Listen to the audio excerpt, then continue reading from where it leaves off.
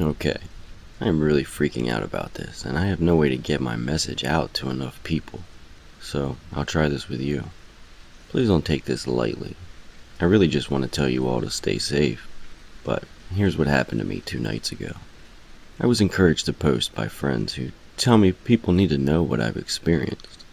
I recently moved into a condo in southeast Portland. Outside of downtown, it's pretty rural here, and there are more houses and condos than apartment complexes. I was out on my balcony smoking a cigarette when I noticed something strange. Now, I'll preface by saying, I've heard of black-eyed kids, children, people, whatever. I don't usually get spooked by scary stories or creepypastas. They're all fun and games, right? No harm, no foul. But I've had weird things happen to me that I can't explain.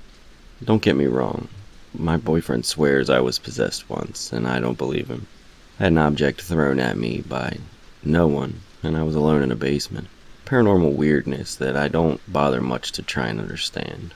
I just dismiss it and go on with my life. I never believed I'd be writing something like this to someone like you. I'm a graduate student on the professional track, and I stay pretty firmly grounded in the scientific and anything with reasonable explanations. Whether I know what they are or not, I favor the belief that they underlie everything. So, I'm out on the balcony smoking. Across the condo complex on a neighbor's balcony, I see 2 silhouettes. It's late, around 2 a.m., and it's a weeknight. One was slightly taller than the other, but they looked to both be females, around the age of maybe 8 to 12, with the one a bit older than the other. I saw movement, and the 2 stood close to one another, and I could hear them knocking on the second-story balcony door. My light was off, so aside from my cigarette burning, I don't think anyone could see me well enough to even know I was there. And once I saw them, I was frozen still. I don't know why, but as soon as I could make out their shapes, I felt an overwhelming sense of terror. Like something imminent and dangerous was preying on me, and I couldn't move. After some time, 10 minutes of paralyzing fear and listening to their knock, the light on the condo came on and someone opened the blinds. I was afraid for them. I wanted to yell to the neighbor to stop, but I was more afraid they'd see me, and I can't explain it. But I knew I did not want them to know I was watching. The neighbor stepped back, I think confused, maybe apprehensive. I could understand why. I heard the voice of the older, taller one, and it's burned into my mind. It was completely accentless and seemed to be void of any life or cheer. Like, a kid is usually happy sounding even if they aren't happy, and it was so weird. Like I knew it wasn't the voice of a child or even a regular person. Like it wasn't human. Just something in this voice was wrong. I couldn't hear exactly what she was saying, but at one point the smaller one turned around and stared straight at me, like she knew I was there the whole time. I just about pissed myself. Still paralyzed with fear, I couldn't move. I saw pale skin and huge black eyes. It was dark and it was far, but I know what I saw. When she turned, the light from the inside of the neighbor's balcony shed light on them, so I could see well enough to know that their entire eyes were pitch black. Her clothes were strange and old, like outdated, and she was completely expressionless. The neighbor had the door open, only an inch or two, and her hand looked ready to slam it shut.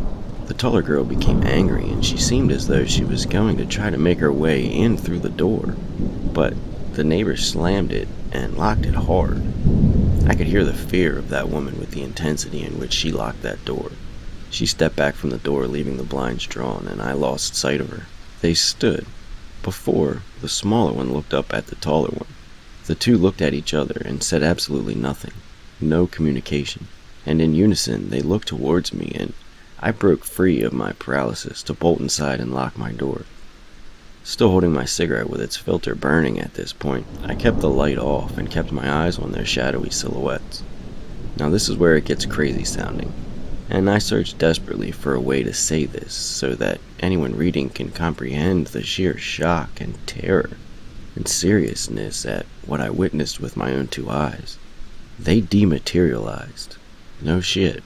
I mean, They just turned into an almost swarm of what could have been insects and then disappeared. I swear to God, on my life. I watched the spot where they had been standing for what had been at least 60 seconds or so, and they just disappeared. I stepped back from the window in fear of them popping up behind me or something. I was shaking so violently, and my cat rubbed on my leg, meowing in some attempt to console me because he sensed my fear. I noticed my cigarette filter still on my hand, now flattened from me pinching it so hard. I looked down at my cat, Milo, and back outside because I wanted to try and find him. I looked at where they were on the porch to see if I'd just gone insane temporarily and maybe they were just hiding or something. But no, they were gone. My neighbor returned to where I could see her in the window. She was on the phone. I'm guessing probably with the police. And that's when I noticed them again, directly above her, on the roof, just standing above her, holding hands. Then they got down on their hands and knees. I still was completely gripped by fear and horrified by what I was seeing. To backtrack, since we moved in, we've been hearing things on our roof at night, running back and forth, footsteps, dropping something, and heavy sounds, which is weird because we're on the second and top floor. We've even been arguing with the neighbors who say we're the ones making too much noise during these quiet hours of 10:30 to 6 a.m., which we definitely don't. We're completely quiet. I'm always sleeping due to medical school, and my boyfriend stays up late, but always by himself. We don't have a TV, so he just reads or looks stuff up on his phone. He doesn't stomp around or move furniture. So I always thought it was weird that it sounded like people were above us or running or just whatever it is we would chalk it up to, like trees hitting the rooftop and whatnot. So back to now. These guys are on the roof somehow. I don't know how they could have even gotten up there, and they're on their hands and knees and moving on top of this lady's roof. It looks like they might have been scratching at it or digging at it, but I could see their black eyes in contrast to their skin, with their heads cranked up, straight watching me through the window of my balcony door. When I noticed this, they both were staring straight at me, which was extremely unnerving. I didn't even know what was happening or why. I just knew I had to get some kind of proof of what was going on, but I was too terrified to take my eyes off of them and lose them from my view. I knew my phone was plugged into the charger in the kitchen, and something in my head said to me, not in my voice though, "Don't move. You may not like where you see me next." Like someone was talking to me in my mind. It scared me so much I felt like my heart was going to explode. I wished someone other than my cat was there so I could validate what I saw, and ask them to bring me my phone so I didn't lose sight of them and wouldn't have to take my eyes off of them and chance them vanishing. I broke our staring match and ran to the kitchen. Just breaking the gaze eased a bit of the terror, but I was still shaking. I grabbed my phone and went back to the window. They stood up in unison. I pulled up my camera and snapped a picture, but the flash reflected in the window, completely ruining the picture. I think this upset them, that I was trying to photograph them, and again they started disappearing. Like I said, either dematerializing or something, because you could see it was like pieces of them fading sporadically, like lessening into them, or just not being there at all. It was the craziest thing I've ever seen. I stood there staring at the roof and the balconies, even down below, and I couldn't see anything or anyone. My neighbor was still on the phone at the door. Her husband or significant other or male roommate was there with her, and she was pointing up and talking to either him or whoever was on the phone. She pointed outside and stomped her foot. He was shaking his head in what looked like disbelief, and she passed him the phone and then left my line of sight into her condo. I wanted to go out on my balcony, but I was still very afraid. I just felt wrong, sick to my stomach from the intensity of the experience. I told my boyfriend about it when he came home, and it actually freaked him out. He's never seen me get like this, all upset to literal tears about anything, and he knows that I'm a diehard skeptic of aliens, ghosts, and anything paranormal. I dismiss every photo or video as a hoax pretty much immediately, and just think with everything everyone can do technology-wise today, there has to be a reasonable explanation. But not for this. I'm sorry, but people don't dematerialize or rematerialize. They don't, and we aren't there yet. and I don't think we will be for a very long time. So, what did I see? It shook me to my core, and I wish the story would end there. The next night I was smoking on my balcony. This was last night. It was earlier than before, and this time my boyfriend was home. Now, I still feel creeped out back there, but it was okay to go out with him within a scream's reach, so I was gonna have a quick cigarette before bed. I was in a robe and slippers, and this time I turned my light on. I sat down and lit my cigarette with the balcony doors still open. I took a long drag and exhaled and heard 2 coughs somewhere above me. Holy shit, I knew exactly what it was. I froze and a deep sense of dread boiled up, just like the night before. I threw my cigarette and almost tripped sliding inside the door. I locked it immediately, at which point my cat began freaking out because he hates being locked out, and he had followed me outside. He was going absolutely bananas, screaming pathetically and frantically, so I gave in and opened the door. He bolted inside, and I slid it closed and locked it again. I kept the light on and called my boyfriend over. "They're on the roof," I said, and we both got quiet. We heard footsteps above us, and his eyes got big. We stood there silent and still, just listening. They sounded like they were headed towards our front door. I ran over to it and double-locked it using the top lock, which was always open. As soon as I touched it, it felt like this cold, creeping, depressing sadness came over me like a wave. And there it was. Knock, knock, knock. They were waiting for me to open the door. I tried to muster up the courage to yell, "Who is it?" which came out more like, "Who's there?" Timid and way less courageous sounding than I would have liked. That voice from the prior night, that dead, lifeless voice, was being directed at me. "Ma'am, you have to let us in, please. Will you please help us?" Hell no. I didn't even say anything. I wish my door had a peephole, but it didn't. So I just started backing away. Knock, knock, knock. My boyfriend came up behind me and gave me his phone. He said, "We have to get a picture or no one's gonna believe this." Softly in my ear, he said it again. I shook my head knowing he was right. Started to approach the door again, hoping to sneak a photo through the high window to the right of the door. When I was just a few steps away, the taller one lifted her face up to the window and shook her head in a disapproving no. The blinds were mostly drawn, but I could see her face almost entirely, with the exception of her lips and chin. Those big black eyes with absolutely no white anywhere were huge.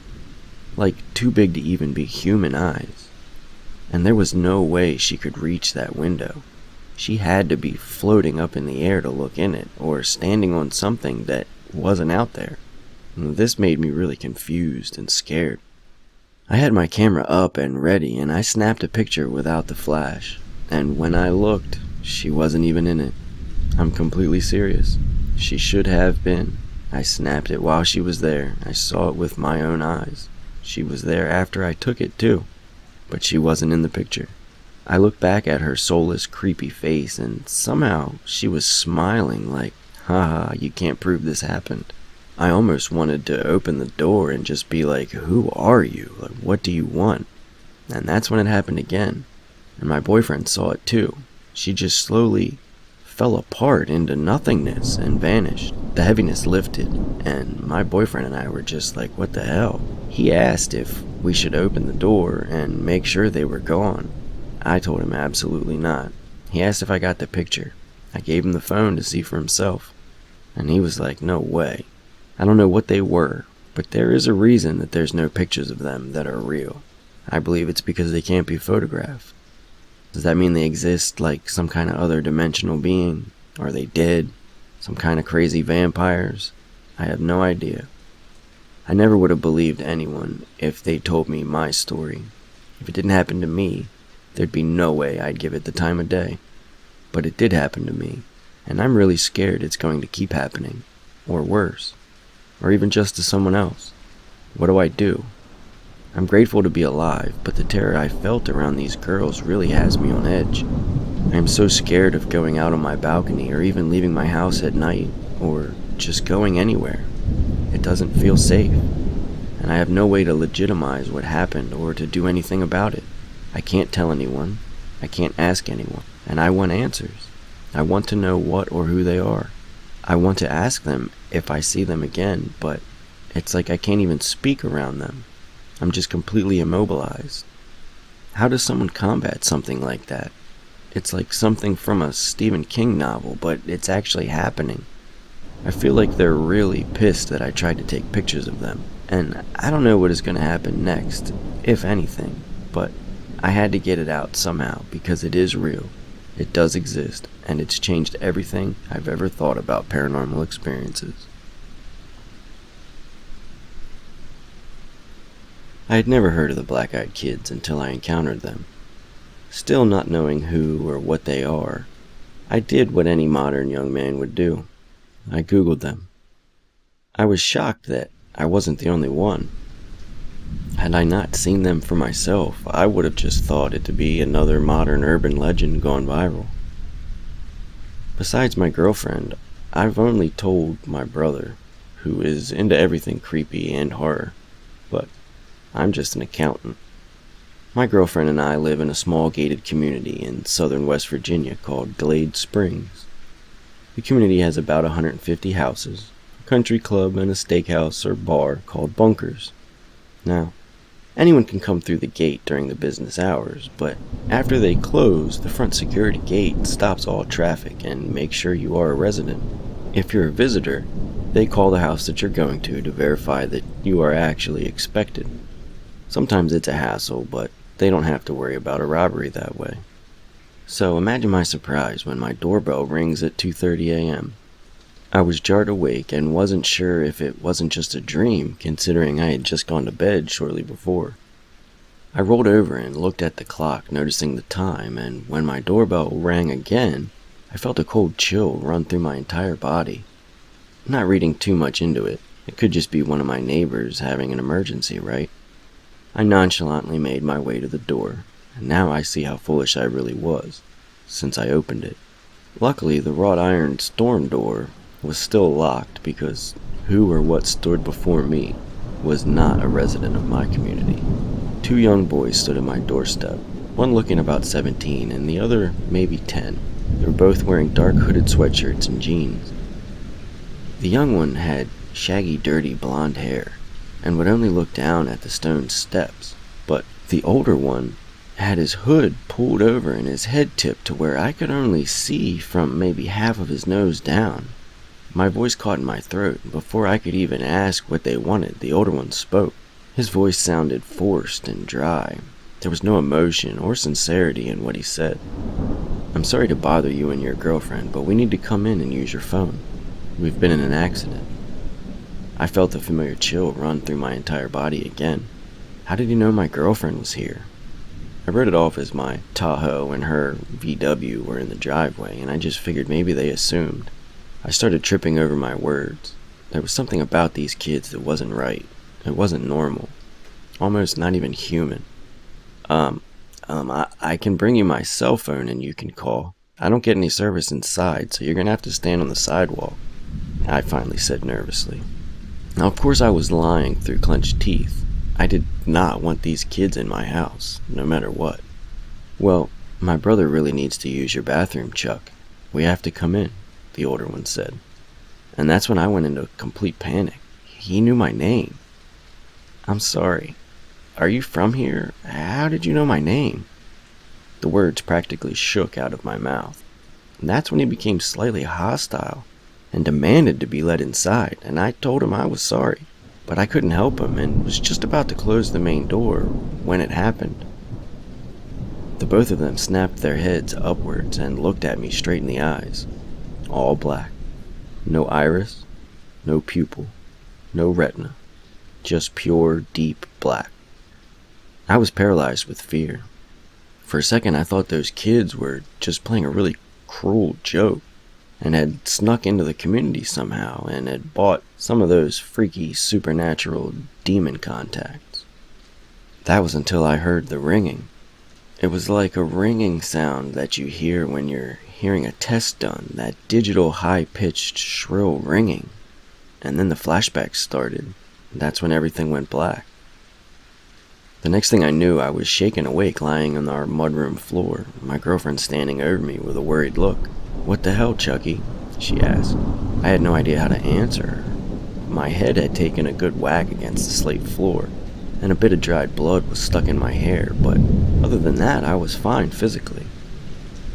I slowly remembered everything that had happened and looked at the door. Daylight. I've never been so happy to see morning in all my life. I told my girlfriend everything that had happened, and I honestly think she thought I had brain damage from hitting the floor, but she did insist that she believed me. And then we Googled it, and I believe that's when she really started to believe me. I don't know who or what they are, or where they come from, but they're not of this world. I know that much for a fact. For some reason, I had a lingering thought. I'm still not sure if they put the thought in my head or not, but it was that they wanted me to know that even my memories aren't safe. They are very strong and seem to be growing in numbers. For some reason, they seem to not be able to hurt you physically unless maybe you invite them in, which I don't know, since either no one has ever let them in or the ones that haven't been around to tell the story. But they can get into your mind. Since that night, I feel as though I'm being watched. I see them out of the corner of my eye occasionally. I'll look at my girlfriend while we're at the movies or dinner, and her eyes will just go solid black for a split second. And worst of all, they took one of my most precious and most reminiscent memories and turned it into something sinister, something that's now a constant reminder of black-eyed kids. But they can get in your mind. Since that night, I feel as though I'm being watched. I see them out of the corner of my eye occasionally. I'll look at my girlfriend while we're at the movies or dinner, and her eyes will just be solid black for a split second. And worst of all, they took one of my most precious and most often reminiscent memories and turned it into something sinister, something that's now just a constant reminder of black-eyed kids. Let me preface this by saying I'm by no means a writer, just a domestic engineer living in North Texas. Also, I don't believe in the paranormal. No ghosts, demons, aliens, or whatever. However, I did have an event happen to me this Halloween that I have to admit has me scratching my head. This is my first time posting in anything like this, and I'm sorry to say that I'd never even heard about stuff like this until just yesterday. I told my best friend about my incident, and she's an avid reader and loves stuff like your channel, so she told me just to post it here. So here I am. Anyway, I hope you guys like this because it's completely true. It'd been a slow trick-or-treat night in our neighborhood that evening, which is pretty odd in itself. We usually have kids from different areas that even get dropped off into ours and have a constant parade at our door. But that night, I'd say we didn't have any more than 8 or 10 groups of kids come by the entire night. It was about 9:30 p.m. and my husband and I were sitting in our family room watching some of the ghost movies and things that are usually based on actual events. Now, like I said, I don't believe in that stuff, but I do like a good ghost story now and then, and it was Halloween. We hadn't had any activity at the door in over an hour and a half, and it was getting late, so we decided to turn the porch light off and let the dogs out. Chloe, our American bulldog, is very docile. We only put her in her crate because we were afraid she'd try and get out or maybe try to play too hard with one of the kids, and I don't want to have to chase her down the street. Also, we didn't want her to scare any of the kids because she looks a little intimidating to the younger guys. So I turned the outside light off and let Chloe out. She followed me back to the couch and laid down at my feet. It was getting close to 10 p.m. when my husband decided he'd had enough for the night, and he was going to go upstairs, maybe take a shower and get ready for bed.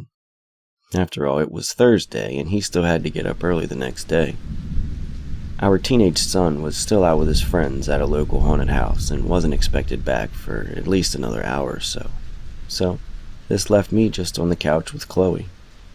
Now, just because I don't believe doesn't mean that those shows can't freak me out a bit. And now, being alone, watching one of these kind of had me on the edge, as it were. It wasn't long after when I heard the upstairs water for the shower turn on, when there came a light knock, knock, knock at the front door. My initial reaction was, what the hell, really? It's almost 10 o'clock, go home. But Soon an uneasy feeling washed over me. Why the knock? Our doorbell glows in the dark, and without the porch light, it would be extremely obvious to anyone out there. I paused. I couldn't really just ignore it. Our front door has a big beveled glass panel, and anybody right at the door could see in enough to see that there was someone in the family room just sitting here watching TV. It would have to be pretty rude for me to just sit there and not answer it. Knock, knock, knock, again from the front door. I glanced down at Chloe, and she was gone. My gaze followed her usual path to the door, expecting to see her on her way there. But nothing. She wasn't there. I stood up to look around the room a little better and found her, crouching by the back door like she wanted out. However, she never has to go out like that. She always comes and licks my hand or puts her head on my knee. This was totally out of character for her, and I have to say it heightened my anxiety. "Chloe, crate," I said. She turned back to look at me like, "Hell no, lady, I ain't moving." I yelled up to my husband, but if he was already in the shower, I knew there was no chance of him hearing me. Knock, knock, knock. About that time, a car drove down our street and cast just enough light on the door to where I could see the silhouettes of two small children through the glass. I instantly felt relief. It was just some kids, probably a couple of my neighbors on their way back home, just wanted to stop and show me their costumes or something. I headed to the door and looked back to make sure Chloe wasn't going to follow me. What a great watchdog, I thought to myself as she just sat there. I turned on the porch light when I got to the door, and sure enough, I could see through the glass that it was a couple pretty small kids. A little late for such young ones, I thought, and began to wonder about what kind of parents would let these two kids just run the streets this late at night, especially on a holiday like Halloween with all the drinking and driving.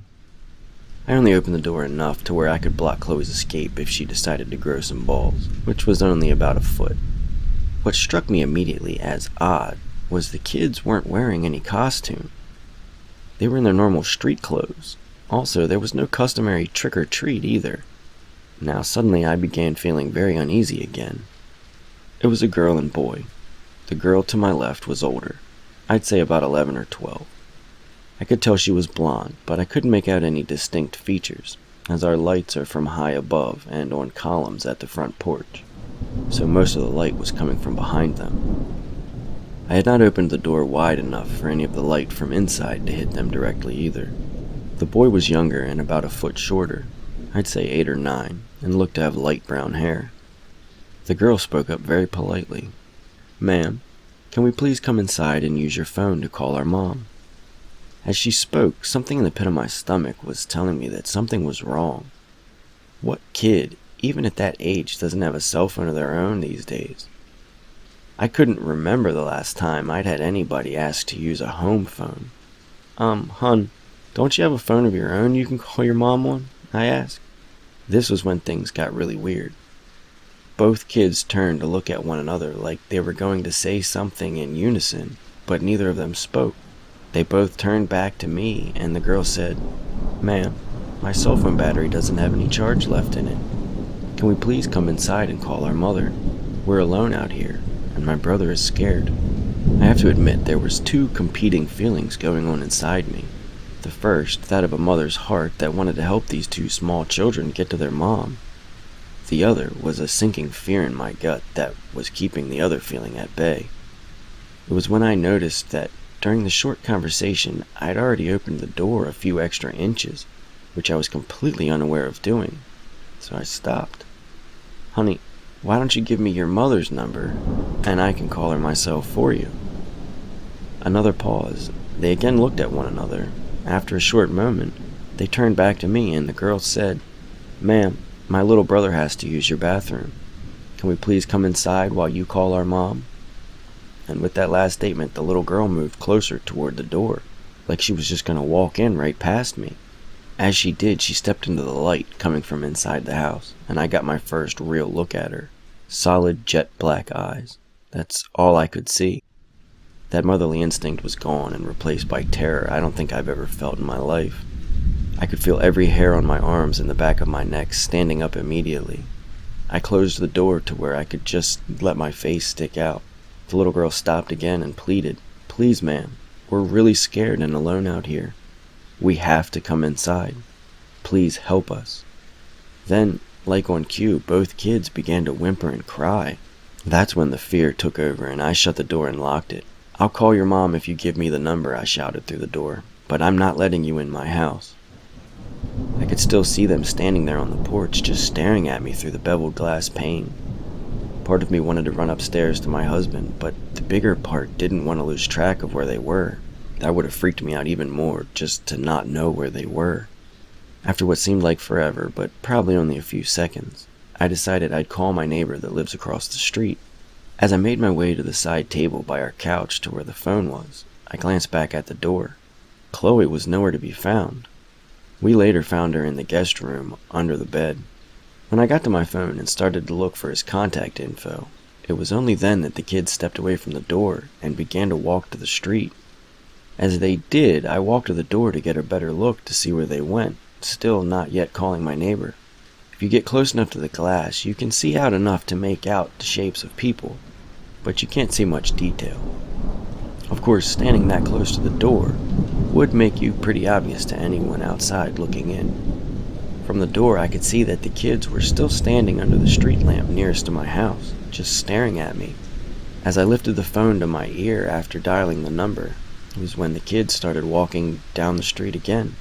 I met my neighbor out under the lamp once he was out there, but the kids were then nowhere to be seen. Like I said, I don't believe in any of this stuff, and had never even heard about black-eyed kids before talking to my friend.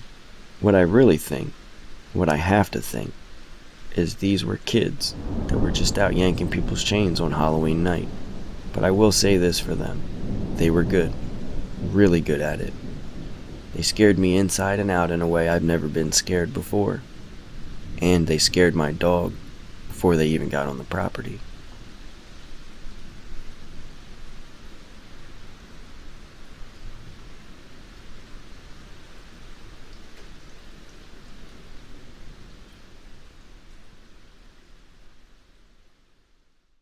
Me and my friend were at a Chinese restaurant. We ordered a General Tso's chicken dinner and a shrimp lo mein dish.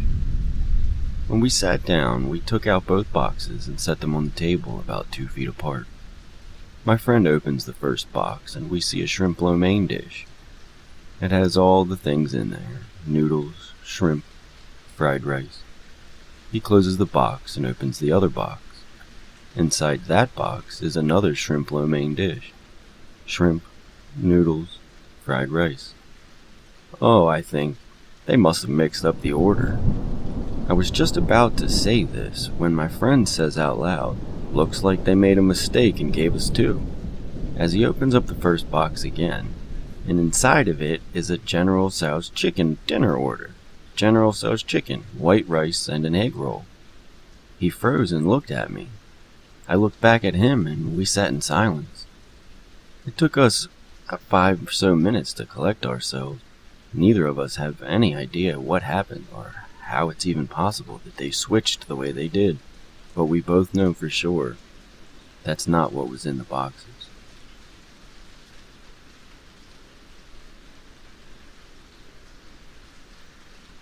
Okay, so this is not creepy, but it's so vivid and distinct that I still think about it years later. I had a long, involved dream where I was a vendor in a fish market. I remember getting up early, dressing, doing the whole morning routine, going to get tea, heading out to the docks, buying fish, loading them in a cart, getting the ice, even haggling for the ice. Buying some less fresh fish while I was at it also. Then going to a market, to my stall, setting up and selling fish all day. It was so real. I talked to friends, smoked nasty cigarettes, haggled customers, ate lunch, had tea, and just lived through the day. At the end of the day, I cleaned up, counted my cash, paid the stall rent, went home and cooked some of the fish I hadn't sold, put them in with the vegetables and the rice that I'd traded for. I drank more tea and relaxed for a while. Then I drew a hot bath and soaked and smoked some more cigarettes, and then I went to bed. The next morning, I woke up refreshed, ready to go down to the docks to buy fresh catch. Except I was in my house next to my wife, truck parked outside as it was Saturday. no work. My wife and I were getting geared up to go skiing in Oregon, and the car was already packed. The weird thing was, in the dream I was single and a smoker, which I'm not, and the whole long dream had been in fluent Chinese, the effortless kind of fluency that only comes from a lifetime of speaking it. Oh yeah, and I also had been Chinese, but I'm a big, hairy white dude, somewhat fluent in Spanish, and I know a little bit of Russian, but I never, ever spoke Chinese. It was just weird. I've never worked in a fish market. It was so real, it makes me wonder who I was. I wonder what the entire thing was. So real, I know I was standing there. Over the years, it's become much less of a dream and more of a real memory. I know I was there that day. I don't know what dimension I was in, or what I was doing there, but I know that I was there.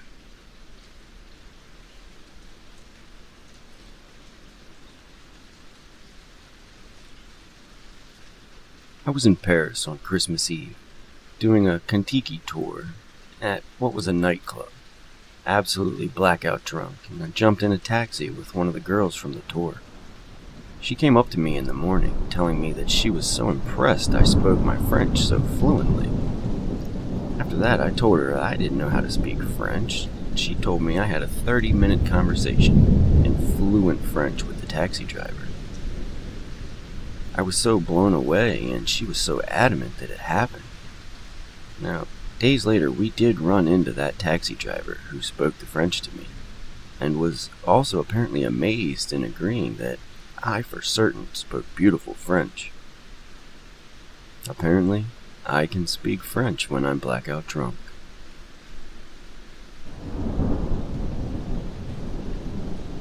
I knew my uncle had died. My mom had called me and told me the news. It was very sad. She told me in the middle of work, and I told one of my coworkers. He expressed his condolences on my loss. A couple weeks later, my sister mentioned my aunt and uncle doing something. I said, "But he's dead." And my sister said, "No, he wasn't." I immediately called my mom, and to my surprise, no, he wasn't dead. I immediately called my coworker. "Did I really talk to you?" Apparently I did. He remembered the phone conversation with my mom and the conversation I had. It still freaks me out knowing that either two people could fabricate such a complete memory, or that it happened in another world. This happened to my dad, so it's not exactly a personal story. Anyway, my dad was driving down a long, lonely highway in Ohio, doing about 90 in a Z28 with a radar detector. Rolling hills and whatnot meant that cops could hide at the bottom before you could see them and ever have a chance to slow down.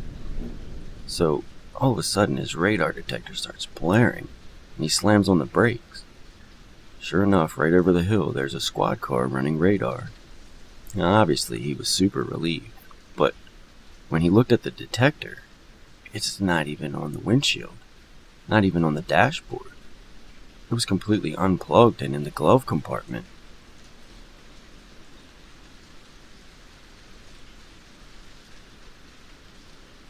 I was catching a SkyTrain in one particular city about 15 minutes from where I get off.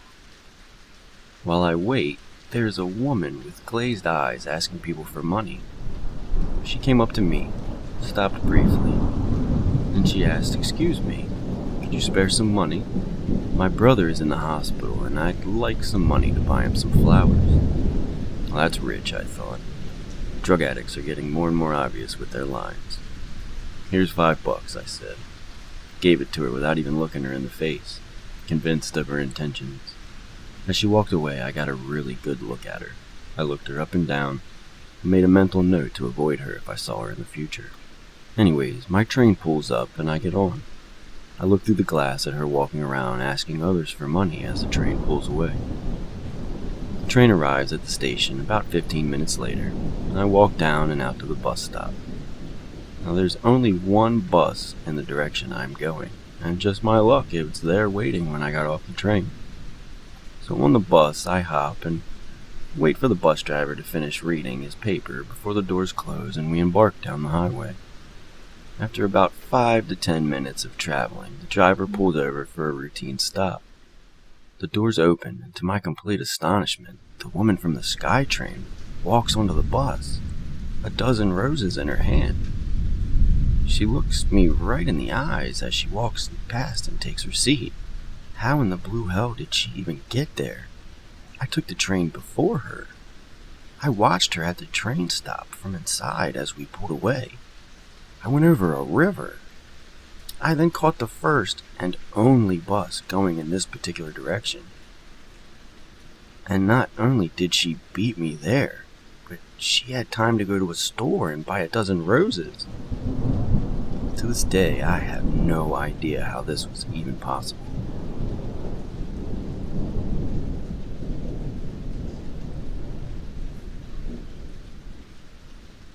A little backstory. I was a total idealist back in high school, so when choosing a college, I chose to go somewhere that none of my friends were attending, so that I could strike out on my own in a finding myself sort of way. Well, I ended up making a few really close friends my first semester. I mean, these guys became like family to me in a matter of months. One day during winter break, one of those guys, who was my buddy Kimbo, had gone back home to visit friends and family, and on his return trip to college, he hit a bad patch of ice and got into a car accident, and was killed. It hurt like a bitch for a long time, and I still think about him all the time. But anyway, a few weeks after Kimbo's accident, me and the rest of the guys were getting back from a party off campus, and as we were standing outside our dorm building smoking a cigarette, I felt my phone vibrating. And when I pulled it out, I saw I was getting a call from Kimbo's phone. Dumbfounded, I showed my friends the phone quickly, and then I answered it. When I picked up, it just went directly to his voicemail, which played the same message it always had. It never happened again, and we never really talked about it, but for me it was one of those someone's looking after me type moment. I hadn't been doing very well after his death, but seeing his name show up on my cell phone screen one final time made me feel a whole lot better for a time and really helped me get out of the slump I was in. I have no idea how this phone could have possibly rang with his number, and I doubt I ever will, but this was one of those glitch in the matrix type moments that I will forever be thankful for. Rest in peace, Kim, but feel free to call again.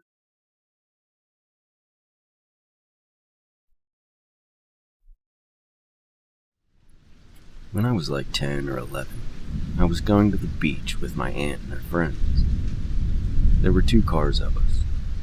To get there, we had to go through a very large industrial area. We didn't know the direction, so our car was following the other. Suddenly, they took an unexpected turn, and our driver had to take a sharp bend. In that moment, we heard a very clear, loud voice inside the car say, laughing, "Sharp bend, The driver immediately hit the brakes. We looked at each other puzzled. We all recognized it as a voice not belonging to any of us. And we noticed that the other car had stopped as well. The other driver got out of the car with a scared face and shouted to us, Did you guys hear that?" They heard the very same thing inside their car. The area around us was fully deserted for probably miles, but at least as far as we could see. This happened in central Italy in the early 90s. My aunt used to act at the time, and most of the other guys were theater actors. The voice scared the shit out of us because it was so very clear and near, but not coming from a direction within the car that we could distinguish. Not the front, not the rear, inside the car, but from no distinct place. It was like it was mocking us. We were scared, but remember, those were comedy actors used to doing any sort of strange voices. This, till we noticed the other car stopping and saw the look of the guy driving that car. They were all as scared as us and told us we heard this scary voice inside our car. and they told us the exact same words that we heard. We were there, in a hot day, under the sun in an area with large streets and absolutely nothing, and no one around us. No cars, no people, no buildings. To this day, none of us have any idea what that voice was.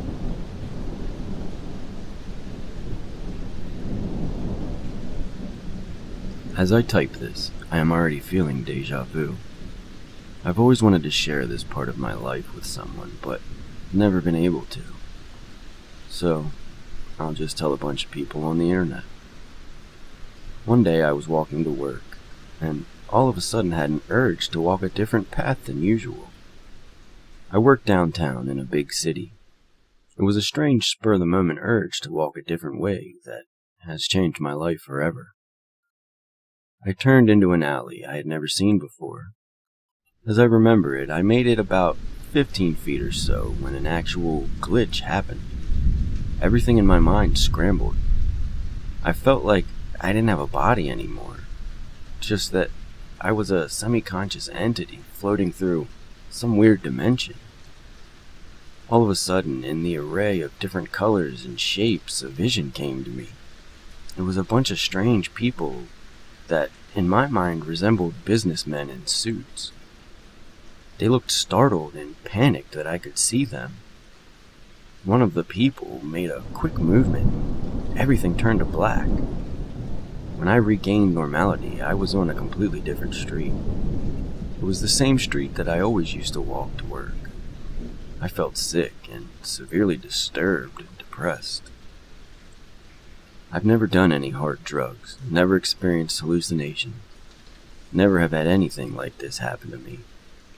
The weird thing is, when the glitch was correcting itself and I could see those people watching me like a caged animal, I had the feeling that I knew I was being controlled.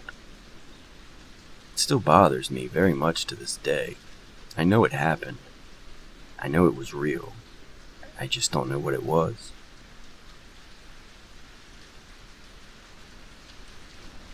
Alright guys, that's everything we have tonight.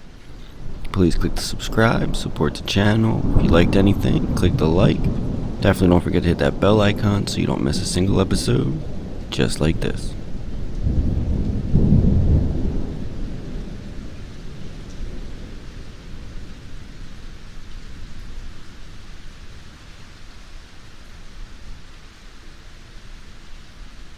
I worked on the Fort Baker side of the Golden Gate Bridge opposite the Presidio in San Francisco. On condition of anonymity, you can call me David. Both incidents occurred while I was in military police. Both occurred on abandoned military installations on the West Coast. I could provide my DD-214. Also, as an MP, I was always with a partner. Two-man cars in those days, so my partner also witnessed to everything I saw. But unfortunately for this purpose, I have lost touch with him. It's now been almost 45 years. The Presidio of San Francisco on the south end of Golden Gate Bridge, opposite the Marin headlands across the waters of the open Pacific Ocean that flow from the west into the San Francisco Bay, was the oldest Army installation operating in the American West. During World War II, the Presidio was Central Army operations in defense of the western U.S. The open Pacific Ocean is on the left. Now myself, or David, at age 24, was a U.S. Army specialist for the military police in 1968. Now, I'm 72, retired, and I was a U.S. Army specialist, and I had my patrol car patrolling those three forts, Baker, Berry, and Cronkite. That's about a 20-mile area, and back in those days, there was a building that was a research unit. I never had access to it, so I don't know what they did in there. It was a 2-story military-type building, and it was very, very close. I'd say within 50 yards of the bay. The main installation was like a Nike Hercules missile site, and in those days, the Nike Hercules missile sites were the primary defense weaponry that we had. Overlooking the launch site at the former U.S. Army's Fort Berry with Fort Cronkite visible across Rodeo Lagoon. There were 6 Nike Hercules missile sites distributed among the 3 Army forts. Nike Site SF-88L. SF-88 is a former Nike missile launch site at Fort Berry. in the Marin Headlands to the north of San Francisco, California. The site was originally armed with Nike Ajax missiles, and modifications were made to the site in 1958 to allow it to also be armed with Nike Hercules. And I think there were about 6 of those installations at various parts around this bay. The one that I had all my contact with first was Fort Baker, and those were restricted areas. I don't have access to the Nike sites. They had their own security there all the time. On military patrol at Fort Baker, the incident that I want to tell you about happened 25 miles an hour in our car, and I was close to that research unit that I mentioned. The water from the San Francisco Bay was probably from the road that I was on, and was about 20 feet from the road. As I was driving along the dark, I saw something in my rearview mirror. I turned around, and as I did, I applied the brakes. Now, when I applied the brakes, it lit the thing up, and it was definitely a humanoid form. The only way I can describe it is if you saw the movie Creature from the Black Lagoon, from the 1954 Hollywood film. It was very, very close to that. Very close. The head was a bit small, but the overall form was very close to that creature, and it did come out of the water and then stood on the road. The creature stood there for maybe 5 seconds, or at the most 10, and it just took off. I could see it run, but it ran not back into the water, but towards the cliff that was there. There was a sheer cliff there that it ran against and then just disappeared. We were both shaken, but to be honest with you, we didn't know what to do. We both saw this thing, and we saw it run into the cliff, and I said, well, we've got to get back and check it out. He was hesitant, and I was a little too, but we were armed, and so we went back there. I stood exactly where it had been standing. I looked at the cliff. There's nothing but a cliff there. The research station that I was telling you about that was close was about, I'd say maybe a quarter mile down the road, not where the cliff is. There was nothing there but the cliff. I can't imagine anybody being able to climb it either. It's a sheer, smooth rock face, just like a wall. Anyway, so when we went back there, it had completely disappeared somehow, and I have no explanation at all. That is just something that is etched in my mind forever, and I'm sure I'll never have an explanation.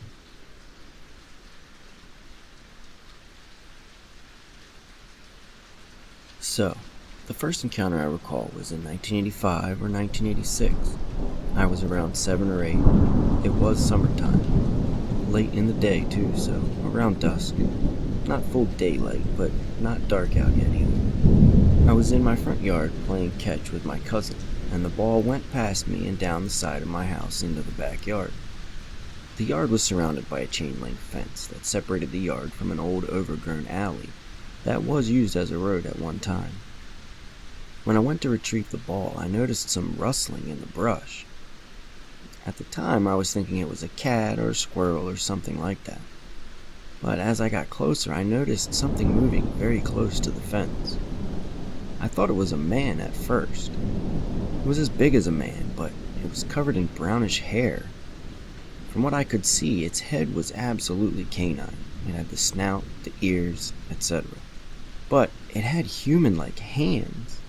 I couldn't really see the lower half of the body due to the weeds and grass, but it appeared to be injured in some way, just from the way it was moving.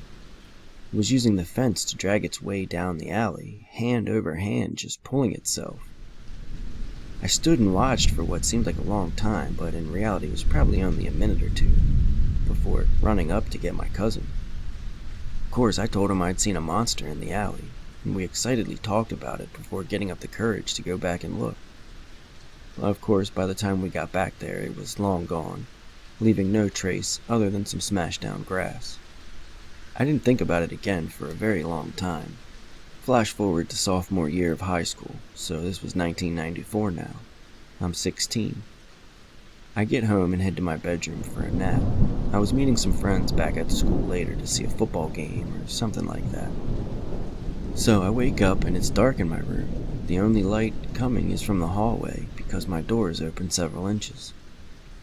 As my eyes adjust, I realize I'm not alone. There are literally 4 or 5 of these creatures in my room watching me. They are all 6 feet or taller, covered in dark hair with canine facial features. Just watching. They didn't move toward me. They don't communicate. Nothing. They did nothing. So I'm thinking to myself that I must be dreaming. I lay there for a bit, squeezing my eyes closed, and when I reopen them, the creatures are gone. I convince myself it was a dream, and I go about my night. Next time it happens is about 2005, so now I'm 27. Sometimes after dark, some friends would meet at a local restaurant for drinks and food. I didn't work that night, so my boyfriend and I headed up to meet them. Nothing out of the ordinary happened. On the way home, my boyfriend was chatting about the day and what we're going to do that weekend. I noticed something ahead in the road, and so I slow slightly. I'm thinking it may be a bag or some garbage or something, but as we get closer, I notice it looks more like an animal. At this point, we are both silent, and I'm almost at a complete stop. The creature stands up on hind legs, and now I see that it is humanoid with canine features. It slowly turns its head towards us, and then just kind of drifts away. It didn't run, it was just no longer there. Hard to explain. I made sure I asked my boyfriend to tell me exactly what he saw before I even said what I saw. I wanted to make sure we had seen the same thing, but he did describe to me exactly what I saw. And that was the last major encounter I had. My little sister Tilly died when she was 8. It was an accident. A horrible, tragic accident. Nothing to be done, the police always said. But that isn't really true. There's a lot we could have done. Mom asked Dad to watch Tilly while she played a game with me. I'd been upset, you see, and the weeks prior most of their attention was on her upcoming ballet recital. She was always so bright and talented, and I was jealous. So Mom had scheduled some mother-daughter time, just the two of us. The issue is, Dad had me mow the lawn. He'd already planned it in his day, so he sat Tilly on the deck and gave her his phone, hoping it would just keep her occupied. He should have known better. She was always such an adventurous child. And the second Dad's back was turned, she was off, phone abandoned in her wake. From what they can guess, they think she was looking for a ball under the house. It was one we'd lost months before, glittery and pink and insanely bouncy, so I guess it does make sense that she'd have gone after it. Our parents had blocked the way in there when we were little, but I guess the boards must have broke, or Tilly must have just squeezed through the gap. Either way, she got in, walking through the dark, unstable area. And she fell. It was ruled that she died from head trauma, most likely from a rock. When I was younger, they told me she died instantly. It wasn't until I was much older that I learned that wasn't true. They think Tilly lay there for 4, maybe 5 minutes crying for help as she died. Crying with everything in her little body, but it wasn't loud enough to get past Dad's lawnmower. By the time he noticed she was gone, it would have already been too late. Not that he knew it. We spent days looking for her. We got the police involved immediately, but no one found the body until we noticed a smell. God, that smell. I do still remember it. Once you've smelled your baby sister rotting beneath floorboards, you don't forget it. Years later, a rat died in the attic, and the smell alone sent the whole family out into the yard, just sobbing like babies. Her funeral was just a blur. I kept thinking that it couldn't be real, that Tilly would be at my side in the second row, just asking me to play with her. They didn't even let me see her, since her body was pretty bad by the time they found it. They said she was covered in spiders and worms and just other horrible things. I think that's part of why I had such a hard time moving past it all, just because I never got to say goodbye. I guess I should have known it couldn't end like that. Amazingly though, Mom and Dad stayed together, took a lot of counseling and a stint or two into alcoholism, but I think they wanted to protect me. My childhood was already ruined without hearing my parents scream at each other in the kitchen. I've seen so many therapists that I stopped keeping track a long time ago. We didn't even move out of the house, even though we should have. We did get the underneath boarded professionally, though. None of us wanted to see it anymore. Too many horrible memories. I moved out as soon as I could. I loved my parents, I really did, but I hated that house. just felt like a constant reminder that I'd killed my little sister. Now, I didn't kill her, and that's what everyone says. It's just the guilt talking. The guilt that she ran off because of me. Mom wasn't watching her because Mom was with me. And because of that, Tilly fell into that pit. If I hadn't been so jealous and selfish, my sister would still be alive. That's what I used to think anyway. I've worked through that now, mostly. And after years and years of therapy and blaming every person under the sun, blamed my mom for not checking on her, Dad for looking away, the police for not finding her sooner, and all of us just for not hearing her cry, and my sweet, stupid sister who ran under the house for a bouncy ball. Poor, poor sister. Either way, that's just background. Now that I've filled you in on everything, I really should explain what happened next. My parents hadn't picked up the phone in a while. On its own, that wasn't too surprising. They're busy people.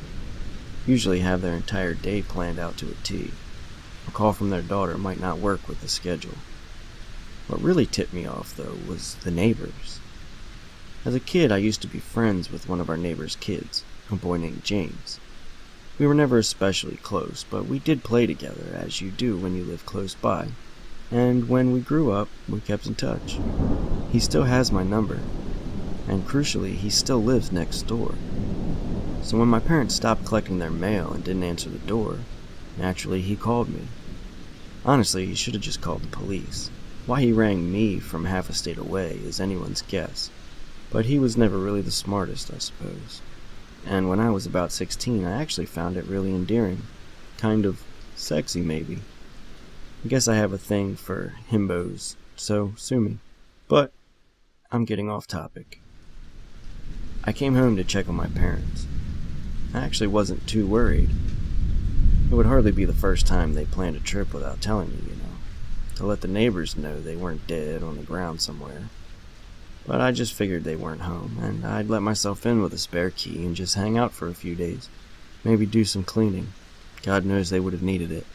But that is not what happened. As soon as I get there, I started to feel, I felt weird.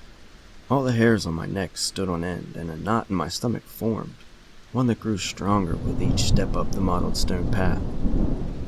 Every part of me screamed to run, but I thought it was ridiculous. I drove all this way, of course I'm going inside. I took the spare key from under the kissing gnomes and let myself into my childhood home. I wiped my feet on the scuffed welcome mat and made my way into the hallway. And then that smell hit me. It was so bad it made my eyes burn, so excruciatingly familiar, so painfully sweet it could peel paint from the walls. I gagged, vision spinning, and I had to put a hand on the wall just to stabilize myself.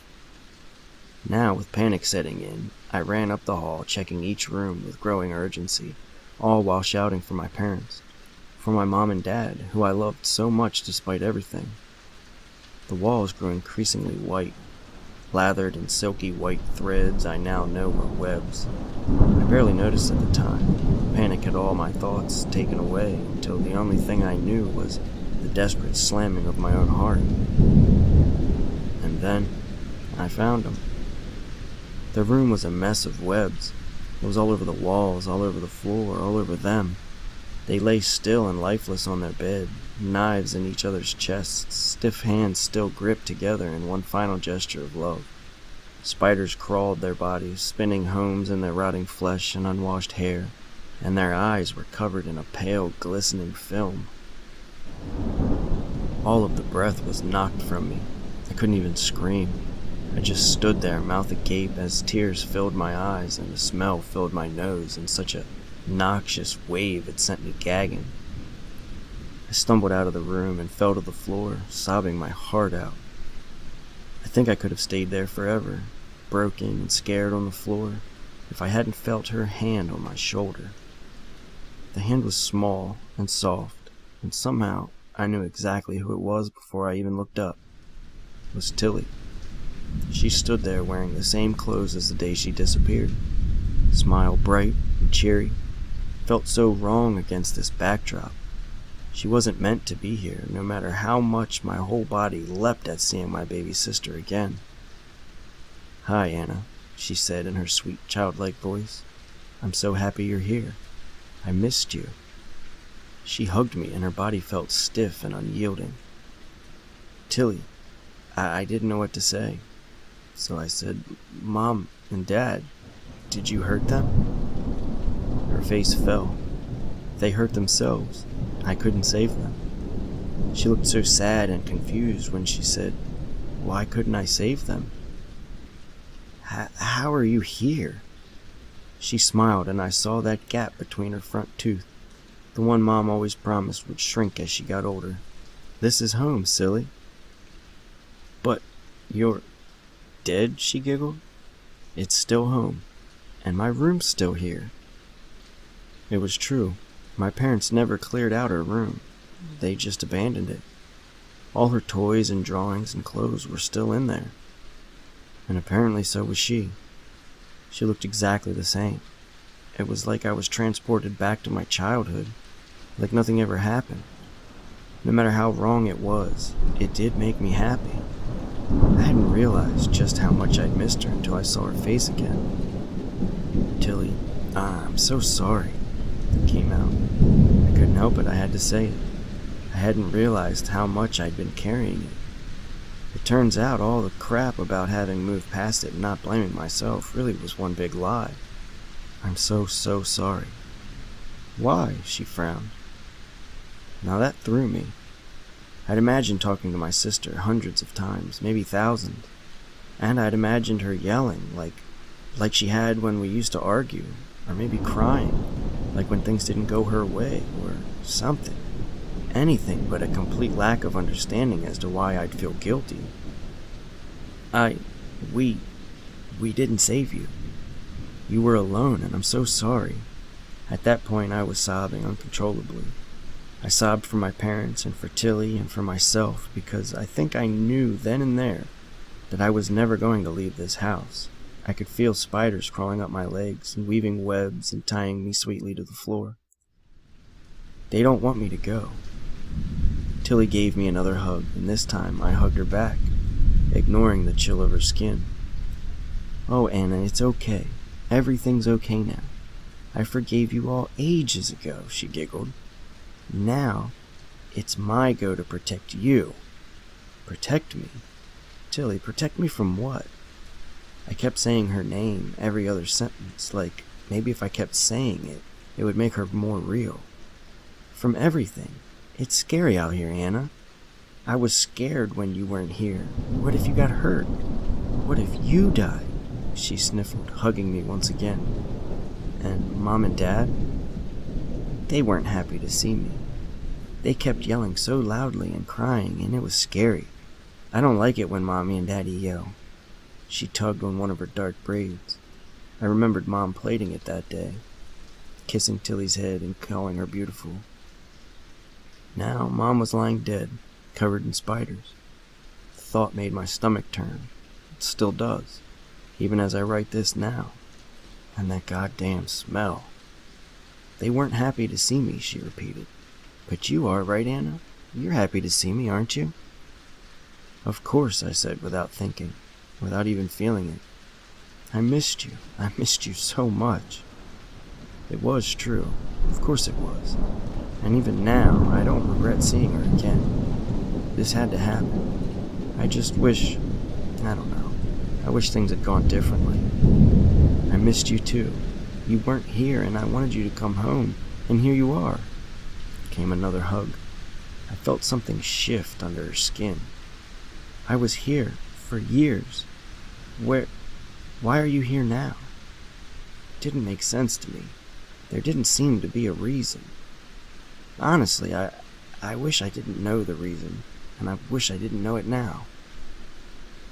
"My friends weren't ready to meet you," she explained.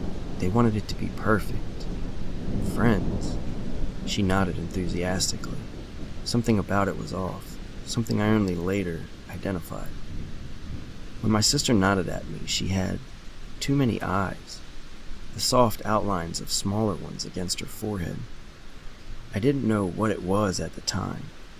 It happened too quickly, and I thought I was seeing things because when I looked back, she was normal again. beaming at me like she had some incredible gift for me. In her mind, she probably thought she did. "Come on, I'll show you," she told me, holding a hand out like she was going to help me up, and like an idiot, I took it. She actually did pull me up. Apparently, she isn't bound by laws like physics or biology anymore. I bet she gets a thrill out of that. She never liked rules. I was shocked into silence for a second, but Tilly didn't mind. She just pulled me up until we stood in front of her bedroom door. My stomach twisted instinctively. That door. God, that door. How many times I've walked past that damn thing in all the years I'd lived here. How many times have I seen it, seen the drawing stuck to it, the green pen below the handle, and felt that loss all over again? How many times has it reopened old wounds? However many times, I guess it wanted to add a few more to its list. There was a strange smell coming from inside. Even as I write this, I can still smell it.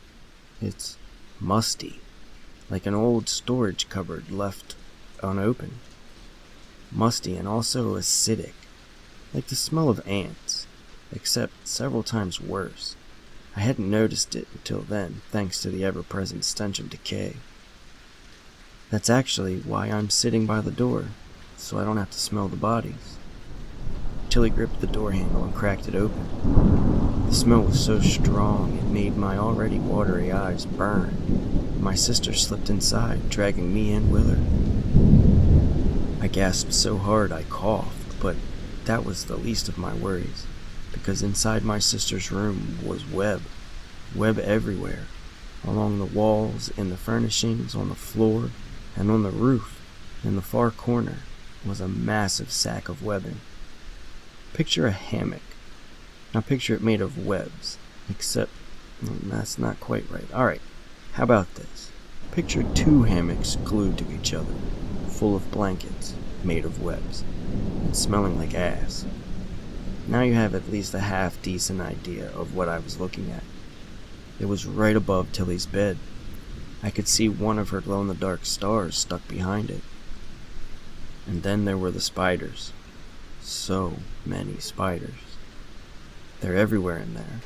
On the walls, the floor, the furniture. And I could hear them.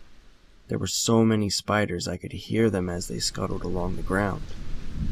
I retched again, recoiling, but Tilly pulled me inside with that unnatural strength of hers. "No," I choked out. "God, no." Tilly frowned at that, like I was the one who'd done something wrong. "Don't be mean, Anna. These are my friends. They want to meet you."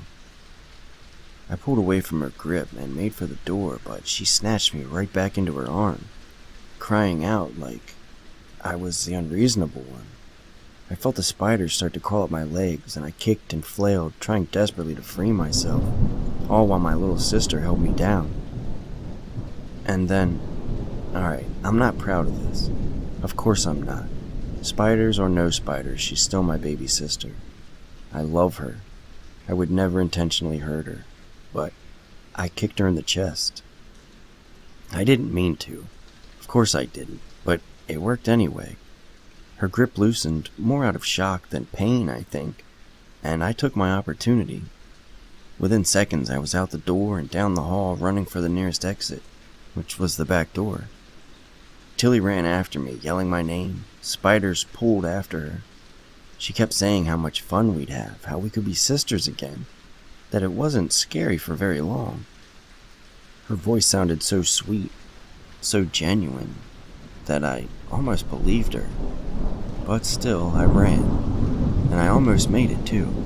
I made it all the way to the door. The issue was the lock. The sliding door had a badly made latch, one that got worse every year as it rusted. It was secure enough to leave alone, but sometimes it'd get stuck and you'd have to jiggle it a little. When Tilly and I were little, we used to have to ask Mom and Dad to open it for us. Eventually, I got strong enough to force it, but it takes a minute or two, and that's exactly what I didn't have. I tugged and jiggled the lock desperately. I begged it to open, just open, but the stupid thing was jammed to hell. I glanced behind me as Tilly and her spiders came running up towards me. She looked wrong. almost gelatinous in places, skin warping and strange lumps forming under her skin. I had an awful, awful feeling it was spiders, but Tilly didn't look bothered by it. In fact, she still looked happy, and that was almost worse somehow. But I knew if she caught me, she'd fill me full of them.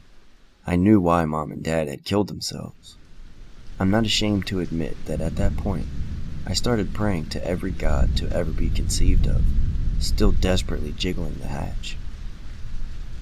My heart and head pounded, and my breath came in sudden gasps. The lumps got bigger, and I pressed against the glass in mute horror as 4 long, spindly legs burst from my baby sister's back, and her human legs just stretched to match. Her body was warping and shaking like jelly in the breeze, expanding and distorting until the only recognizable bits were just from the waist up. She called out to me in that same sweet voice, and I could finally speak again, even if only just to beg for my life. "We're not gonna hurt you, silly." She looked so hurt. As she spoke, I saw long, sharp fangs behind her lips. "We want to keep you safe. It's scary out there, Anna. We just want to protect you." "Tilly," I said. "Tilly, I'm sorry." "I forgive you," she told me. "I love you, so I'm going to keep you safe. We're never going to be alone. Not like I was." Now, she didn't say that last part, but she didn't have to. She didn't have to say that she was the one alone. It echoed off the thin, webbed walls louder than words ever could have. "I'm sorry," I said again, and the latch finally gave way. I threw the door open, feeling the sunlight on my skin. My lips parted into a scream, and she grabbed me. Her webs went around my mouth before I could get out even a single sound, like thick silver. They stuck to my tongue as more of them curled around my arms, pulling me back inside. I thrashed and screamed and cried, but she never let up, dragging me backwards until we were back in her room, door stuck shut. She looked so hurt when she looked at me. She saw how scared I was, and she was insulted by it, I think. "You shouldn't run away," she told me. "You could have been hurt." "Please," I begged. "Please let me go." She shook her head. "You're gonna like it, Anna," she told me, smiling that fanged smile. "I promise it won't hurt for long, okay?" I shook my head over and over, but it didn't make a difference. The spiders crawled up my body towards my head, and no amount of struggling could help me. They poured into my nose and mouth and eyes until I was choking on them. And still my sister watched, holding me perfectly still, with long, pale strings of web. It did hurt. It hurt a lot. A strange, itching kind of pain. It still does, actually. But I think I'm getting used to that thought by now. This is the point when I woke up. I truly believed it was all just a dream. Some type of psychological nightmare. And that's also when the phone rang. Found out my parents had actually killed themselves in the way that I had dreamt. Still, to this day, I wonder if maybe there was more. Perhaps Tilly did come back. Perhaps that I was right and that is what happened. Tilly and her spiders.